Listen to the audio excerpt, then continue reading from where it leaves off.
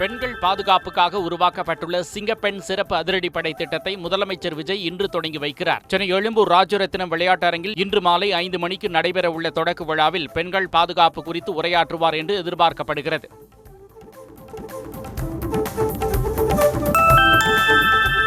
தமிழ்நாட்டில் உள்ள 25 மாநகராட்சிகளிலும் 24 மணி நேரமும் தடையற்ற குடிநீர் விநியோகத்தை உறுதி செய்ய வேண்டும் என அதிகாரிகளுக்கு முதலமைச்சர் விஜய் உத்தரவிட்டுள்ளார். இதுகுறித்து அதிகாரிகளிடம் பேசிய அவர், மாநகராட்சிகளை தவிர்த்து 146 நகராட்சிகள் மற்றும் 479 பேரூராட்சிகளிலும் தினசரி 3 மணி நேரம் குடிநீர் வழங்குவதை உறுதி செய்ய வேண்டும் என உத்தரவிட்டுள்ளார்.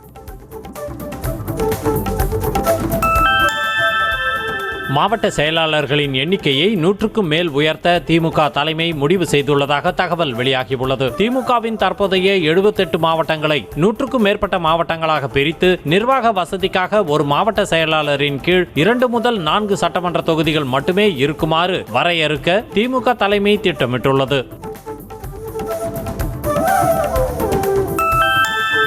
போதைப் பொருள் கடத்தல் விவகாரத்தில் சிக்கியுள்ள ஜான் பிரிட்டோ அமைச்சர் ஆதவ் அர்ஜுனாவின் உறவினர் அல்ல என்று அமலாக்கத்துறை அதிகாரிகள் தகவல் தெரிவித்துள்ளனர். ஜான் பிரிட்டோ எம்எல்ஏ லீமா ரோஸின் தம்பி என்று வதந்தி பரவிய நிலையில் சமூக வலைதளங்களில் பொய்யான தகவல்கள் பரவுவதாக அதிகாரிகள் தெரிவித்துள்ளனர்.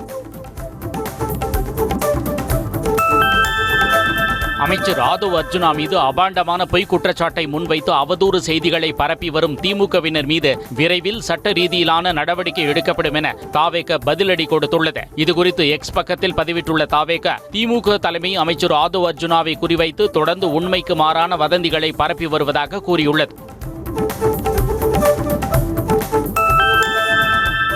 திமுக தொடங்கிய திட்டங்களுக்கெல்லாம் தாவேக அரசின் புதிய திட்டம் போல ஸ்டிக்கர் ஒட்டி விளம்பரப்படுத்துவதாக திமுக கண்டனம் தெரிவித்துள்ளது. பதிவுத்துறையில் இணைய வழியில் ஆவணப்பதிவை புதிய அரசு அறிமுகப்படுத்தி இருப்பது போல செய்திகளை வெளியிட்டுள்ளதாக தெரிவித்துள்ள திமுக, கடந்த 2000வது ஆண்டு பிப்ரவரி 6ஆம் தேதியே முன்னாள் முதலமைச்சர் கருணாநிதி ஸ்டார் கணினி மயமாக்கும் திட்டத்தை தொடங்கி வைத்ததாக தெரிவித்துள்ளது. டான்ஜெட்கோ மின்மாற்றி கொள்முதல் டெண்டர்களில் 397 கோடி ரூபாய் ஊழல் நடந்ததாக கூறப்படும் புகாரில் சென்னை உயர்நீதிமன்ற உத்தரவின்படி சிபிஐ புதிய வழக்கு பதிவு செய்து விசாரணையை தொடங்கியுள்ளது. தமிழ்நாடு மின் உற்பத்தி மற்றும் பகிர்மான கழகத்தில் 2021, 2022 மற்றும் 2023 காலகட்டங்களில் மின்மாற்றிகள் கொள்முதல் செய்வதற்கான டெண்டர்களில் மிகப்பெரிய முறைகேடு நடைபெற்றதாக புகார் அளிக்கப்பட்டது. இந்த ஆண்டிற்குள் மின்சார வாரியத்தில் 15,000 புதிய பணியாளர்கள் அரசு பணியில் சேர்க்கப்படுவார்கள் என மின்சாரத்துறை அமைச்சர் நிர்மல்குமார் தெரிவித்தார். சென்னையில் மின்வாரிய தலைமை அலுவலகத்தில் பேசிய அவர், கடந்த காலங்களில் 600 கோடி ரூபாய் மதிப்புள்ள டெண்டரில் 397 கோடி ரூபாய் வரை முறைகேடு நடந்து அரசுக்கு இழப்பு ஏற்படுத்தப்பட்டுள்ளதாக தெரிவித்தார். கூட்டணி நிலைப்பாடு தொடர்பாக வரும் 10 மற்றும் 11 ஆகிய தேதிகளில் கூடி முடிவெடுக்க உள்ளதாக இந்திய கம்யூனிஸ்ட் மாநில செயலாளர் வீரபாண்டியன் கூறியுள்ளார். கிருஷ்ணகிரி மாவட்டம் கெலமங்கலத்தில் பேசிய அவர், பல பொறுப்புகளில் இருந்த மு.க. ஸ்டாலின் தாவேக ஆட்சி 3 மாதங்கள் தான் இருக்கும் என்று கூறியிருக்க கூடாது என்றார்.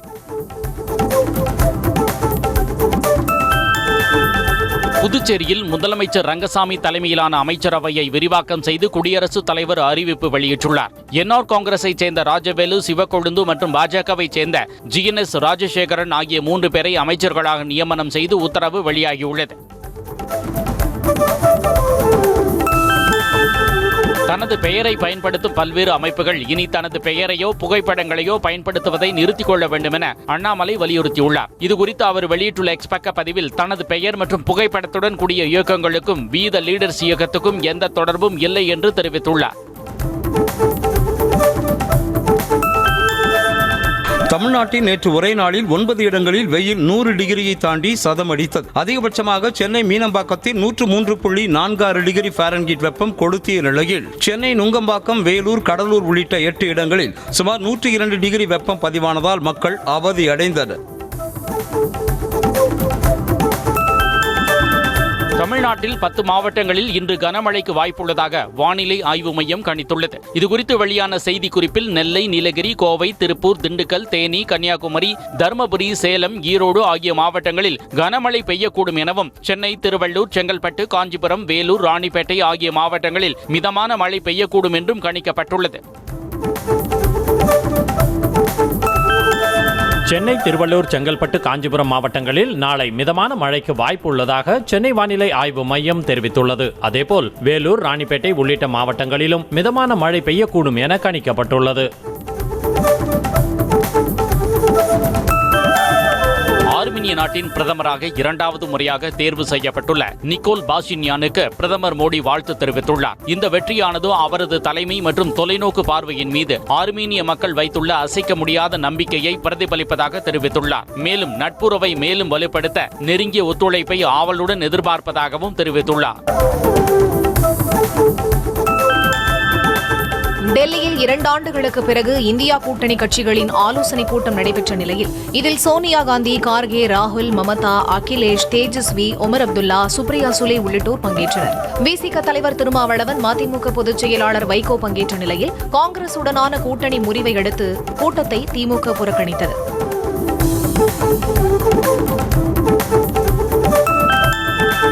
நீட் வினாத்தாள் கசிவு மற்றும் சிபிஎஸ்இ பொதுத் தேர்வு மோசடி விவகாரத்தை சுட்டிக்காட்டி மத்திய கல்வி அமைச்சர் தர்மேந்திர பிரதான் பதவி விலக வேண்டும் என காங்கிரஸ் தேசிய தலைவர் மல்லிகார்ஜுன கார்கே வலியுறுத்தியுள்ளார். தேர்தலில் வாக்கு திருட்டு மற்றும் எஸ்ஐஆர் பணிகள் தொடர்பாக முழுமையான விசாரணை நடத்திட உச்சநீதிமன்ற தலைமை நீதிபதியை நேரில் சந்தித்து கடிதம் அளிக்க திட்டமிட்டுள்ளதாகவும் கார்கே தெரிவித்தார். 20 ஆண்டு காலம் திமுக கூட்டணியில் இருந்த காங்கிரஸை விமர்சிப்பதை ஏற்றுக்கொள்ள முடியாது என காங்கிரஸ் எம்பி ஜோதிமணி தெரிவித்திருக்கிறார். திண்டுக்கல்லில் செய்தியாளர்களை சந்தித்த அவர், காலத்திற்கு ஏற்றவாறு சில நேரங்களில் மாற வேண்டிய சூழல் வரும் எனவும் 500 ஆண்டுகள் ஒரே கூட்டணியில் இருக்க முடியாது என்றார். இந்தியா கூட்டணி கட்சிகளின் ஆலோசனை கூட்டத்தில் சிறு கருத்து வேறுபாடுகளுக்கும் இடமளிக்க கூடாது என முடிவு செய்யப்பட்டதாக மதிமுக பொதுச் செயலாளர் வைகோ தெரிவித்துள்ளார். டெல்லியில் செய்தியாளர்களிடம் பேசிய அவர், கூட்டணி கட்சிகள் அனைவரும் ஒற்றுமையாக இருக்க வேண்டும் என முடிவு எடுக்கப்பட்டதாக தெரிவித்தார். திரிணாமுல் காங்கிரஸ் கட்சி எம்பிக்களில் 20 பேர் பாஜக கூட்டணிக்கு ஆதரவளிப்பதாக மக்களவைத் தலைவருக்கு கடிதம் எழுதியுள்ளதால் மேற்கு வங்க அரசியலில் பரபரப்பு நிலவுகிறது. செய்தியாளர்களுக்கு பேட்டியளித்த அக்கட்சியின் எம்பி ககோலி கோஷ் தசிதார், தாம் உட்பட 20 எம்பிக்கள் தனி அணியாக செயல்படுவதுடன் தேசிய ஜனநாயக கூட்டணியை ஆதரிப்பதாக தெரிவித்துள்ளார்.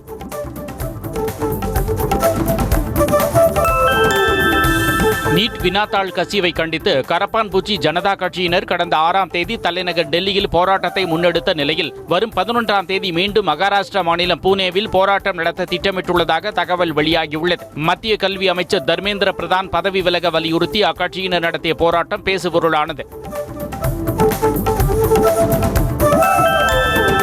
மேற்காசியாவில் நிலவும் போர் பதற்றம் காரணமாக எரிபொருள் தட்டுப்பாடு ஏற்பட்டுள்ளதாக கூறப்படும் நிலையில் அடுத்து 75 முதல் 80 நாட்கள் வரை இந்தியாவிடம் எரிபொருள் கையிருப்பில் உள்ளதாக பெட்ரோலியத்துறை அமைச்சர் ஹர்தீப் சிங் பூரி நம்பிக்கை தெரிவித்தார். கச்சா எண்ணெய் விலை நீண்ட காலத்திற்கு உயர்ந்தே இருக்க வாய்ப்பு இல்லை என்றும் நம்பிக்கை தெரிவித்தார். மேற்காசியாவில் அதிகரித்து வரும் பதற்றம் காரணமாக ஒரே நாளில் மும்பை பங்குச்சந்தை குறியீடுகள் வெகுவாக சரிந்ததில் முதலீட்டாளர்களின் சொத்து மதிப்பு 6,31,000 கோடி ரூபாய் குறைந்தது. அதேபோல சென்செக்ஸ் 719.08 புள்ளிகளும், நிப்டி 243.70 புள்ளிகளும் சரிந்தன. மத்திய கிழக்கில் பதற்றம் அதிகரித்துள்ளதால் உலகளாவிய சந்தை பலவீனமடைந்ததாக கூறப்படுகிறது. ராப் பாடகர் வேடன் தமிழ்நாடு சட்டமன்ற எதிர்க்கட்சித் தலைவர் உதயநிதி ஸ்டாலினை நேரில் சந்தித்து வாழ்த்து பெற்றார். அப்போது திமுக இளைஞரணி சார்பாக வெளியிடப்பட்ட காலத்தின் நிறம் கருப்பு சிவப்பு திமுக 75 நூலையும் பெரியார், அண்ணா, கலைஞர் சிலைகளையும் உதயநிதி ஸ்டாலின் பரிசாக வழங்கினார். திமுக தலைமையில் பாஜகவுக்கு எதிராக மீண்டும் வலுவான கூட்டணி உருவாகும் என அக்கட்சியின் செய்தி தொடர்பாளர் TKS இளங்கோவன் தெரிவித்துள்ளார். சென்னை அண்ணா அறிவாலயத்தில் செய்தியாளர்களை சந்தித்து பேசிய அவர், காங்கிரஸ் முன்னெடுத்த இந்தியா கூட்டணியில் திமுக தற்போது இல்லை என்று தெரிவித்தார். பொறுப்பேற்றவுடன் ஜீபூம்பா என்று மந்திரம் செய்து அனைத்து பிரச்சனைகளையும் சரி செய்துவிட முதலமைச்சர் விஜய் ஒன்றும் மந்திரவாதி இல்லை என தமிழ்நாடு காங்கிரஸ் கமிட்டியின் முன்னாள் மாநில தலைவர் திருநாவுக்கரசர் தெரிவித்துள்ளார். புதிய அரசுக்கு குறைந்தபட்ச அவகாசம் கூட கொடுக்காமல் கடுமையாக விமர்சிப்பது நியாயமல்ல என்றும் அவர் கூறினார்.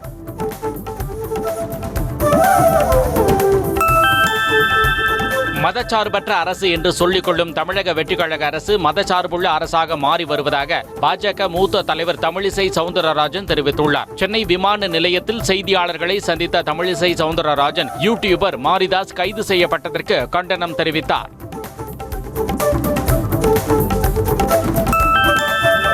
டாஸ்மாக் வருமானம் குறைவது பற்றி தங்களுக்கு கவலை இல்லை என்றும் மக்கள் நலன் மீது மட்டுமே தாவேக அரசு அக்கறையுடன் இருப்பதாகவும் அமைச்சர் விக்னேஷ் தெரிவித்துள்ளார். திண்டுக்கல்லில் செய்தியாளர்களிடம் பேசிய அமைச்சர், டாஸ்மாகில் இருந்து தனிநபர்களுக்கு கமிஷனாக சென்ற 1200 கோடி ரூபாய் வருவாயை அரசின் கஜானாவிற்கு கொண்டு வர நடவடிக்கை எடுத்தது தாவேக அரசின் சாதனை என்றார்.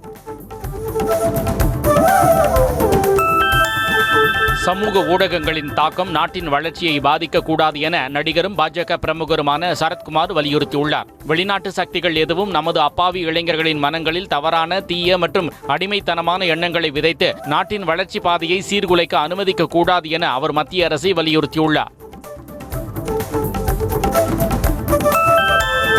மதுரையில் காங்கிரஸ் கட்சியினர் குறித்து இழிவாக பேசியதாக நாம் தமிழர் கட்சி ஒருங்கிணைப்பாளர் சீமானை கண்டித்து காங்கிரஸ் கட்சி சார்பாக போராட்டம் நடைபெற்றது. ஆர்ப்பாட்டத்தின் போது சீமானின் உருவப்படத்தை தீயிட்டு எரித்தும் காலணி மற்றும் துடைப்பத்தால் அடித்தும் காங்கிரஸ் கட்சியினர் தங்களது எதிர்ப்பை தெரிவித்தனர்.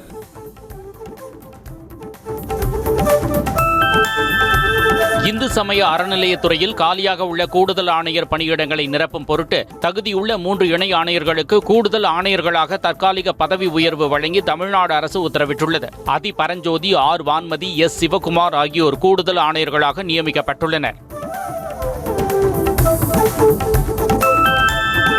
சென்னை மெரினா கடற்கரையில் மாநகராட்சி ஆணையர் GS சமீரன் மற்றும் சென்னை பெருநகர காவல் ஆணையாளர் அமல்ராஜ் ஆகியோர் அடிப்படை வசதிகள் மற்றும் பாதுகாப்பு நடவடிக்கைகள் தொடர்பாக ஆய்வு மேற்கொண்டனர். சுற்றுலா பயணிகளுக்கு முழு பாதுகாப்பை உறுதிப்படுத்தும் வகையில் அலுவலர்களுக்கு ஆலோசனைகளை வழங்கினர். உலக சுற்றுச்சூழல் தினத்தை முன்னிட்டு சென்னை மெரினா கடற்கரை பகுதியில் தேசிய பசுமை தீர்ப்பாயம் சார்பில் நெகிழி கழிவுகளை அகற்றும் தூய்மை பணி மற்றும் விழிப்புணர்வு முகாம் நடைபெற்றது. தேசிய பசுமை தீர்ப்பாயத்தின் தென்மண்டல அமர்வு, சென்னை மாநகராட்சி, தமிழ்நாடு மாசு கட்டுப்பாட்டு வாரியம் இணைந்து நடத்திய இந்த நிகழ்வில் கடற்கரை பகுதியில் தூய்மை பணி நடைபெற்றது. சென்னை பெரம்பூர் ரயில் நிலையத்தில் சூட்கேஸில் சடலமாக கண்டெடுக்கப்பட்ட அமீர் அலியின் தலை செங்கல்பட்டு ரயில் நிலையம் அருகில் உள்ள புதரிலிருந்து மீட்கப்பட்டது. கொலை செய்த ரஹீமா மற்றும் அவரது ஆண் நண்பர் அஷ்ரப் அலி இருவருக்கும் தமிழ் தெரியாததால் தலையை கண்டுபிடிப்பதில் சிரமம் ஏற்பட்டது. தேனாம்பேட்டையில் உள்ள கால்வாயிலிருந்து அமீர் அலியின் கை கால்களை போலீசார் கைப்பற்றினர். கிருஷ்ணகிரியில் அரசு பள்ளியில் பெற்றோர் ஆசிரியர் கழக தலைவர் பதவிக்கு தாவேக மாவட்ட செயலாளர் லெட்டர் பேட் மூலம் பரிந்துரை கடிதம் வழங்கியது பேசுபொருளாகியுள்ளது. தாவேக கிருஷ்ணகிரி மத்திய மாவட்ட செயலாளர் சுரேஷ் கூட்டணி கட்சியான VCக மாவட்ட செயலாளர் தமிழ்மணிக்கு பதவி வழங்க பரிந்துரை செய்துள்ள செயல் அதிருப்தியை ஏற்படுத்தியுள்ளது. கோயம்புத்தூர் மாவட்டம் வெள்ளியங்காடு பகுதியில் செயல்படும் டாஸ்மாகை மூட வலியுறுத்தி மேட்டுப்பாளையம் தொகுதி தாவேக MLA சுனில் ஆனந்தை கிராம மக்கள் முற்றுகையிட்டனர். தமிழக அரசு மூடும்படி அறிவித்த டாஸ்மாக் கடைகளின் பட்டியலில் இந்த கடை இல்லை என பொதுமக்கள் கூறிய நிலையில் அதனை வேறு இடத்திற்கு மாற்ற முடிவு செய்யப்பட்டுள்ளதாக சுனில் ஆனந்த் தெரிவித்தார்.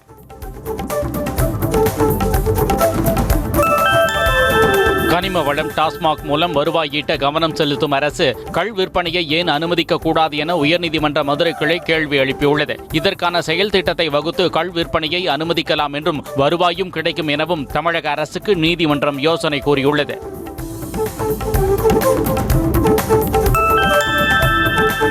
$180 கோடி போதைப் பொருள் சிக்கிய வழக்கில் சட்டவிரோத பணப்பரிமாற்றம் நிகழ்ந்துள்ளதாக கூறி அமலாக்கத்துறை அதிகாரிகள் சோதனை மேற்கொண்டனர். மெத்தபெட்டமைன் கடத்தியதாக கைது செய்யப்பட்ட பிள்ளமன் பிரகாஷின் மனைவி மோனிஷா சீலாவின் கொடுங்கையூர் இல்லம், அவரது நண்பர் இயேசுதாஸின் வியாசர்பாடி இல்லம் ஆகிய இடங்களில் சோதனை நடைபெற்றது.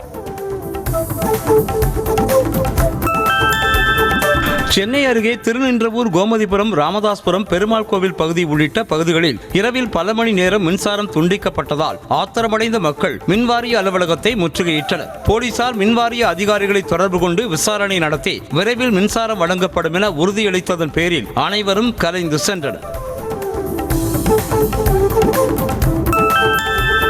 சென்னை செங்குன்றம் அருகே மது அருந்திய போது ஏற்பட்ட தகராறில் நண்பனை அடித்து கொலை செய்த வழக்கில் மேலும் ஒருவரை போலீசார் கைது செய்தனர். வியாசர்பாடியைச் சேர்ந்த மணிகண்டன் மாரம்பேடு பகுதியில் சடலமாக மீட்கப்பட்டார். முதலில் செந்தில்குமார் ஞாயிறன்று கைதான நிலையில் தலைமறைவாக இருந்த விக்கி என்ற விக்னேஷ் நேற்று கைது செய்யப்பட்டார்.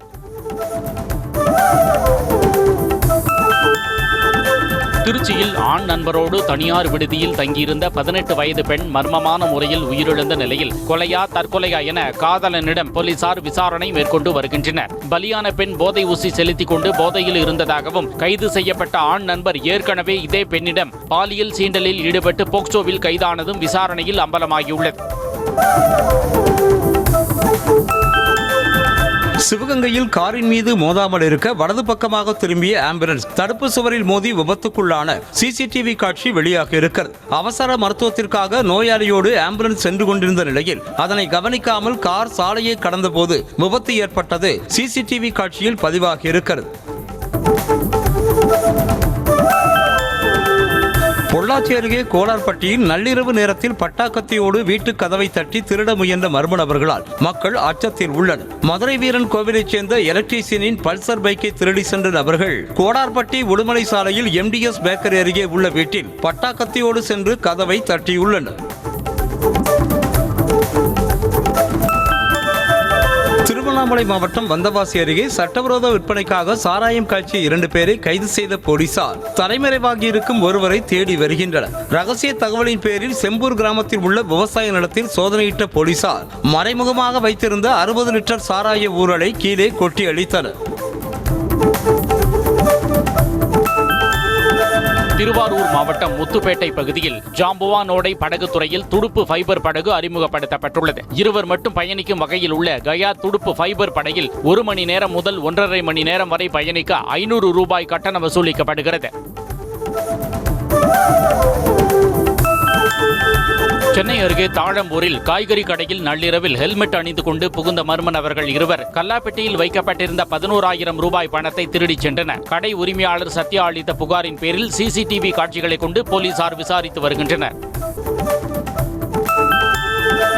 தூத்துக்குடி மாவட்டம் கோவில்பட்டி அருகே கடந்த 2 மாதங்களாக 100 நாள் வேலைவாய்ப்பு திட்டத்தில் பணி வழங்கவில்லை என கூறி பொதுமக்கள் ஊராட்சி ஒன்றிய அலுவலகத்தை முற்றுகையிட்டு போராட்டத்தில் ஈடுபட்டனர். கீழா ஈரால் ஊராட்சிக்குட்பட்ட நற்கலை கோட்டை கிராமத்தில் 100 நாள் வேலை திட்டத்தில் பணி வழங்கவில்லை என கூறப்படுகிறது.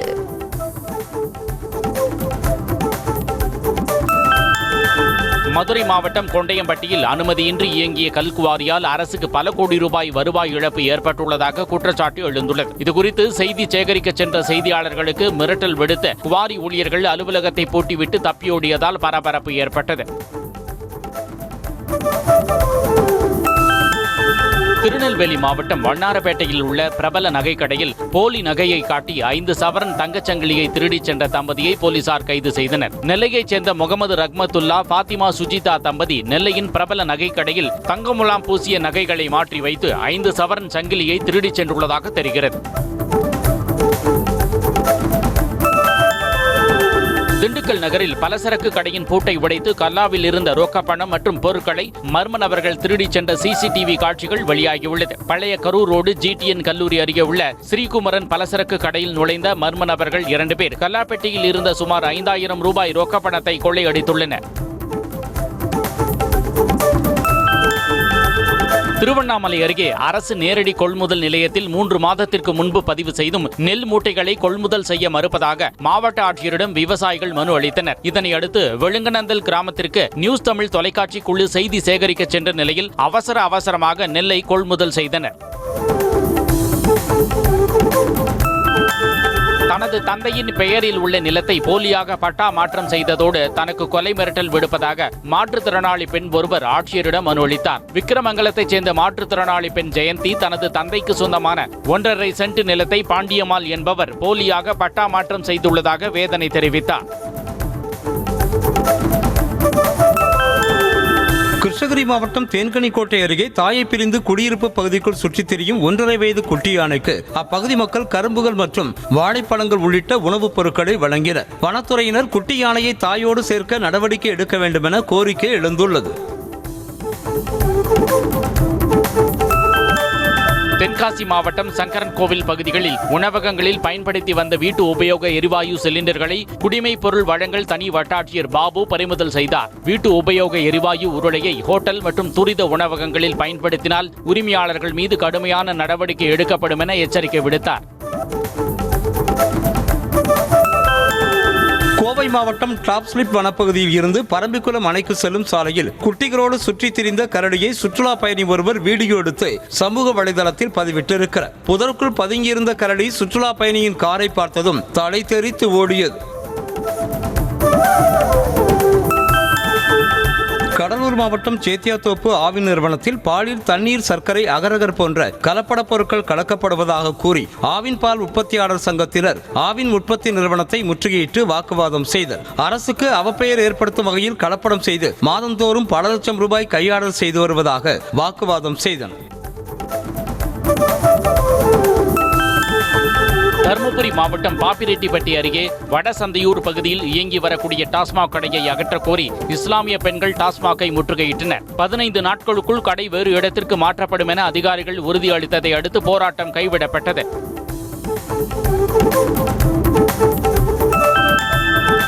ஈரோடு அருகே பட்டியலின சமூகத்தைச் சேர்ந்த விவசாயியை விவசாயம் செய்ய விடாமல் தடுக்க அவரது நிலத்தில் இருந்த தென்னை, வாழை மற்றும் தேக்கு மரக்கன்றுகளை தீ வைத்து எரித்ததாக புகார் எழுந்துள்ளது. ஆரன்புதூர் பகுதியைச் சேர்ந்த மாணிக்கம் என்பவர் 2 ஏக்கர் நிலம் வாங்கி விவசாயம் செய்து வந்த நிலையில் அருகில் உள்ள நிலங்களின் உரிமையாளர்கள் பிரச்சனை செய்து வந்ததாக கூறப்படுகிறது. கள்ளக்குறிச்சி மாவட்டம் கல்வராயன் மலை அடிவாரத்தில் உள்ள கோமுகி அணையில் வண்டல் மண் எடுக்க அனுமதி வாங்கிவிட்டு முறைகேடாக செம்மண் கடத்தப்படுவதாக புகார் எழுந்துள்ளது. உள்ளூரைச் சேர்ந்த சிலர் வண்டல் மண் எடுப்பதாக கூறி அனுமதி வாங்கிவிட்டு ஒரு ஜேசிபி இயந்திரம் மற்றும் 5 டிப்பர் டிராக்டர்கள் மூலம் பட்ட பகலிலேயே செம்மண் கடத்தி விற்பனை செய்வதாக கூறப்படுகிறது. சேலம் மாவட்டம் அயோத்தியாபட்டினம் அருகே மது போதையில் டி பெருமாபாளையம் ஊராட்சி அலுவலகத்தை பூட்டி அடாவடியில் ஈடுபட்ட நபர் பெண் பணியாளர்களை தகாத வார்த்தைகளால் வசைபாடிய வீடியோ வெளியாகி அதிர்ச்சியை ஏற்படுத்தியுள்ளது. மது போதை தலைக்கேறிய நிலையில் அங்கு வந்த ரஞ்சித் என்பவர் எதற்காக இந்த ஊராட்சி அலுவலகம் என்று கேட்டு அட்ராசிட்டியில் ஈடுபட்டார். கோவை மாவட்டம் ஆனைமலை வனப்பகுதி சாலையில் திடீரென புதருக்குள் இருந்து வெளியே வந்த குட்டி கரடியை சுற்றுலா பயணிகள் எடுத்த வீடியோ இணையத்தில் வெளியாகி வைரலாகி வருகிறது. சாலையில் சென்ற குட்டி கரடியை சுற்றுலா பயணி காரில் பின்தொடர்ந்து சென்று வீடியோ பதிவு செய்துள்ள நிலையில் வனவிலங்குகளை இடையூறு செய்ய வேண்டாம் என வனத்துறை எச்சரிக்கை விடுத்துள்ளது.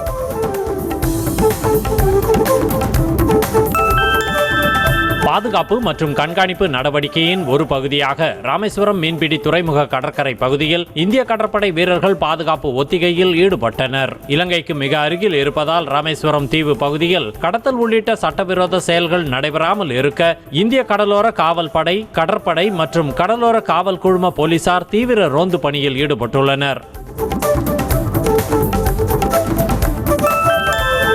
கம்போடிய சைபர் கிரைம் மோசடி கும்பலுக்கு 5300 இந்திய சிம் கார்டுகள் விற்பனை செய்யப்பட்டுள்ளதாக அதிர்ச்சி தகவல் வெளியாகியுள்ளது. ஏர்டெல், ஜியோ, வோடபோன், ஐடியா ஆகிய நிறுவனங்களின் சிம் கார்டுகளுக்கான முகவர்கள் இந்த தேச விரோத செயலில் ஈடுபட்டுள்ளதாக தெரிவித்துள்ளது. சிம் கார்டுகளை வாங்கி மலேசியாவை சேர்ந்தவரிடம் ஒப்படைத்து கம்போடிய மோசடி கும்பலுக்கு கைமாற்றியுள்ளனர். துபாயில் நேரிட்ட சாலை விபத்தில் இந்திய தொழிலாளர்கள் உட்பட 7 பேர் பரிதாபமாக உயிரிழந்தனர். எமிரேட் சாலையில் சென்று கொண்டிருந்த லாரி திடீரென ஏற்பட்ட கோளாறு காரணமாக சாலையின் நடுவிலேயே நின்றுவிட்டது. அப்போது அந்த லாரியை பின்தொடர்ந்து அதிவேகமாக வந்த மினி பேருந்து லாரியின் பின்புறம் பயங்கரமாக மோதியது.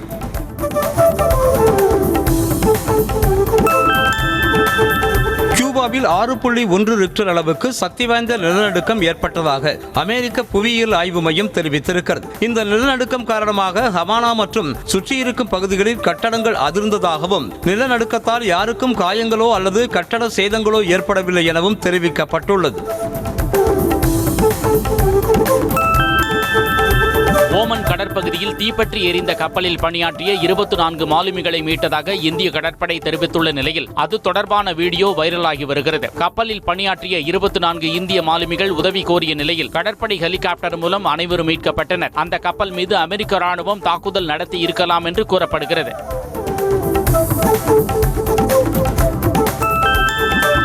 பிலிப்பைன்ஸ் நாட்டின் மின்டோனா பகுதியில் அடுத்தடுத்து 3 முறை ஏற்பட்ட நிலநடுக்கம் காரணமாக கட்டடங்கள் சரிந்து விபத்துக்குள்ளானதில் உயிரிழந்தோரின் எண்ணிக்கை 32ஆக உயர்ந்துள்ளதாக தகவல் வெளியாகியுள்ளது. 2 மணி நேர இடைவெளியில் ரிக்டர் அளவில் 7.8, 6.4 மற்றும் 6.66 என்ற அளவில் நிலநடுக்கம் ஏற்பட்டதால் சுமார் 40% கட்டடங்கள் இடிந்து தரைமட்டமாகின.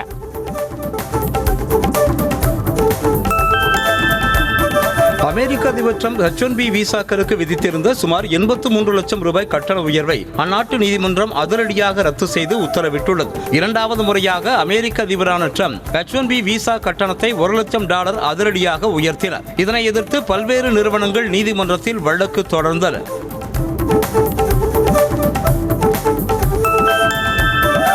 ஆப்கானிஸ்தான் அணிக்கு எதிரான டெஸ்ட் கிரிக்கெட் போட்டியில் இந்திய அணி வரலாற்று வெற்றியை பெற்ற நிலையில் வெற்றி குறித்து கேப்டன் கில் மனம் திறந்து பேசியுள்ளார். ஆடுகளத்தின் தன்மை எப்படி இருந்தாலும் இந்திய அணி 350 ரன்களுக்கு மேல் அடிக்க வேண்டும் என முயற்சித்ததாகவும் அதே சமயம் எதிரணியின் 20 விக்கெட்டுகளை வீழ்த்தக்கூடிய திறன் தங்களுக்கு இருந்ததாகவும் கில் கூறினார். 2027 IPL சீசனில் சன்ரைசர்ஸ் ஹைதராபாத் அணியின் விக்கெட் கீப்பர் இசான் கிஷனை கேப்டனாக நியமிக்க ஹைதராபாத் அணி நிர்வாகம் திட்டமிட்டுள்ளது. அதேபோன்று தொடக்க வீரர் அபிஷேக் சர்மாவை துணை கேப்டனாக்கவும் அணி நிர்வாகம் பரிசீலித்து வருகிறது. 2026 IPL சீசனில் SRH அணி சிறப்பான ஆட்டத்தை வெளிப்படுத்திய போதிலும் எலிமினேட்டர் சுற்றுடன் தொடரிலிருந்து வெளியேறியது. ICC மகளிர் T20 உலகக்கோப்பை தொடருக்கான பயிற்சி ஆட்டத்தில் மேற்கிந்திய தீவுகள் அணியை 26 ரன்கள் வித்தியாசத்தில் வீழ்த்தி இந்திய அணி வெற்றி பெற்றது. முதலில் விளையாடிய இந்திய அணி 20 ஓவர்களில் 8 விக்கெட்டுகளை இழந்து 179 ரன்கள் எடுத்தது. தொடர்ந்து களமிறங்கிய மேற்கிந்திய தீவுகள் அணி 20 ஓவர்களில் 8 விக்கெட்டுகளை இழந்து 153 ரன்களை மட்டுமே எடுத்தது. 15 ஆண்டுகளுக்கு பிறகு ஆஸ்திரேலியாவும் வங்கதேசமும் ஒருநாள் கிரிக்கெட் தொடரில் விளையாட உள்ளன. மேலும் இரண்டாவது முறையாக ஆஸ்திரேலியா வங்கதேசத்திற்கு சென்று கிரிக்கெட் விளையாட உள்ளது. இன்று மிர்பூரில் முதல் போட்டி நடைபெறுகிறது. இரண்டாவது போட்டி 11ஆம் தேதியும் கடைசி போட்டி 14ஆம் தேதியும் நடைபெறுகின்றன. தொடர்ந்து 3 T20 போட்டிகள் நடைபெறுகின்றன. இடைக்கால ஜீவனாம்சம் கோரும் ஆர்த்தி மனுவை சென்னை குடும்ப நல நீதிமன்றம் 2 வாரத்தில் விசாரித்து முடிவெடுக்க வேண்டும் என்ற காலக்கெடுவை நீட்டிக்க கோரி நடிகர் ரவி மோகன் தாக்கல் செய்த மனுவை தள்ளுபடி செய்து சென்னை உயர்நீதிமன்றம் உத்தரவிட்டது. 2025 முதல் குழந்தைகளின் பள்ளி கட்டணம் உள்ளிட்ட எந்த ஒரு இடைக்கால ஜீவனாம்சத்தையும் ரவி மோகன் வழங்கவில்லை என கூறி ஆர்த்தி ரவி மனு தாக்கல் செய்தார். சிவகங்கை அருகே பெருமாள்பட்டி இலுப்பக்குடியைச் சேர்ந்த 200க்கும் மேற்பட்ட குடும்பத்தினர் நரியனேந்தல் கிராமத்தில் உள்ள தங்களது குலதெய்வ கோவிலுக்கு சுவாமி தரிசனம் செய்ய வாகனம் மூலமும் நடைப்பயணமாகவும் பழமை மாறாமல் சென்றனர். 150 ஆடுகளை அழைத்துக் கொண்டு சொந்த கிராமங்களில் இருந்து கிளம்பி 10 கிலோமீட்டர் தூரம் உள்ள முத்தையா குலதெய்வ கோவிலுக்கு புறப்பட்டு சென்றனர். மயிலாடுதுறை மாவட்டம் தரங்கம்பாடியில் உள்ள திருவிடைக்கரை முருகன் கோவிலில் சுப்பிரமணியர் தேவசேனா திருக்கல்யாண உற்சவம் நடைபெற்றது. சுப்பிரமணியர் தேவசேனா உற்சவமூர்த்திகள் குராவளி மரத்தடியில் எழுந்தருள ஊஞ்சல் உற்சவம் மற்றும் மாடை மாற்றும் வைபவம் நடைபெற்றது. விழாவில் ஏராளமான பக்தர்கள் கலந்து கொண்டு வழிபாடு நடத்தினர். ஆப்பிள் நிறுவனம் வரும் செப்டம்பரில் 3 பிரீமியம் மாடல்களை அறிமுகப்படுத்த உள்ளதாக தகவல் வெளியாகியுள்ளது.